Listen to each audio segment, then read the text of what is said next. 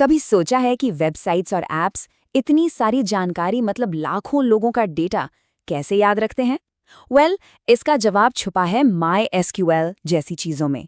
और इसे समझने के लिए चलिए एक ऐसी चीज से शुरू करते हैं जो हम सब ने कभी ना कभी देखी है। आज की इस डिजिटल दुनिया को समझने के लिए चलो थोड़ा पीछे चलते हैं। उस जमाने में जब सब कुछ कागज पर हुआ करता था। याद है स्कूल की वो भारी भरकम रजिस्टर? हाँ, वही किताब जिसमें सारे स्टूडेंट्स की जानकारी होती थी, उनका नाम, रोल नंबर और घर का पता, सब कुछ। पर सोचिए, उस पुराने तरीके में कितनी दिक्कतें थी। किसी एक स्टूडेंट की ढूंढना मतलब पन्ने पलटते रहो। ये रजिस्टर अलमारी में कितनी जगह लेते थे, और अगर गलती से पानी गिर गया तो समझो सारा डेटा गया। कुछ अपडेट करना हो तो काटापीटी मच जाती थी, और तो और एक बार में सिर्फ एक ही टीचर उसे इस्तेमाल कर सकता था। तो इन सब परेशानियों का हल क्या निकला? जवाब है डेटाबेस। इसे आप बस उसी पुराने स्कूल रजिस्टर का एक डिजिटल अवतार समझ लीजिए। वही सारी जानकारी, लेकिन अब एक कंप्यूटर के अंदर, बिल्कुल सुरक्षित और व्यवस्थित तरीके से। ठीक है, तो अब हमारे पास एक डिजिटल रजिस्टर तो आ गया, पर इतनी सारी जानकारी को संभालेगा कौन? इसके लिए हमें एक डिजिटल लाइब्रेरियन की ज़रूरत पड़ती है। और ये डिजिटल लाइब्रेरियन है डेटाबेस मैनेजमेंट सिस्टम या DBMS। ये एक खास सॉफ्टवेयर है जिसका काम ही यही है, हमारे डिजिटल रजिस्टर में जानकारी को जोड़ना, ढूंढना, बदलना और उसे संभाल कर रखना। तो ये डिजिटल लाइब्रेरियन आखिर करता क्या है? इसके पास 4 मेन पावर्स होती हैं: क्रिएट, रीड, अपडेट और डिलीट।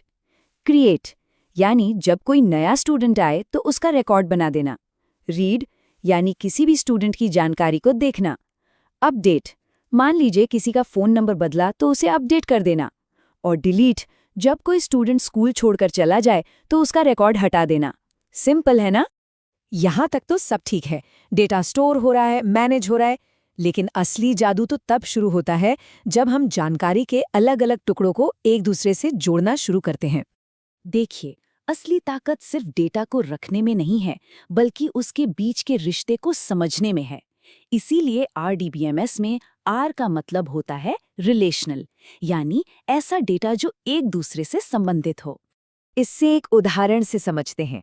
मान लीजिए हमारे पास कस्टमर्स की जानकारी वाली एक टेबल है।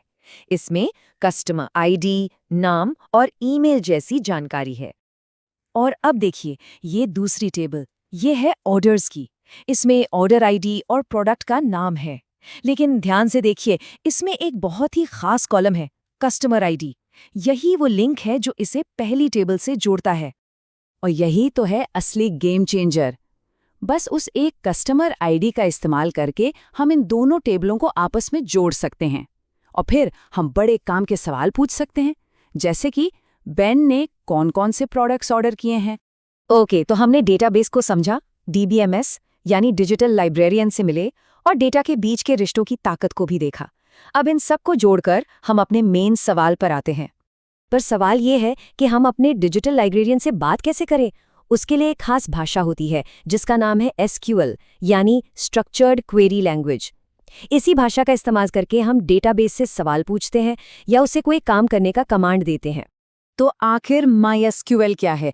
आसान भाषा में कहें तो MySQL एक बहुत ही पॉपुलर RDBMS है। मतलब ये खास और बहुत काबिल डिजिटल लाइब्रेरियन है। ये डेटा को टेबल्स में रखता है, उनके बीच रिलेशनल यानी रिश्ते बनाता है, और ये सब करने के लिए SQL भाषा का इस्तेमाल करता है। बस ये उन सभी कॉन्सेप्ट्स को एक साथ ले आता है जिनकी हमने अभी बात की। तो ये सब टेक्निकल बातें तो हो गईं, पर असल सवाल ये है कि ये सब जानना इतना ज़रूरी क्यों है और ये हमारे लिए कैसे मायने रखता है? ये इसलिए मायने रखता है क्योंकि ये सिर्फ कोई टेक्नोलॉजी नहीं, ये तो आज की डिजिटल दुनिया की रीढ़ की हड्डी है। हम रोज़ जिन वेबसाइट्स और ऐप्स का इस्तेमाल करते हैं, उनमें से अनगिनत MySQL पर ही चलती हैं। टेक में करियर बनाने के लिए ये एक बुनियादी स्किल है, और यही वो चीज़ है जो कंपनियों को डेटा के आधार पर बेहतर फैसले लेने में मदद करती है। तो अगली बार जब आप कुछ ऑनलाइन करें, चाहे वो एक क्लिक हो, एक टैप हो या कोई सर्च, तो याद रखें, आप डेटा बना रहे हैं। अब जरा सोचिए, उस डेटा से कितनी ही अनकही कहानियां सामने आ सकती हैं।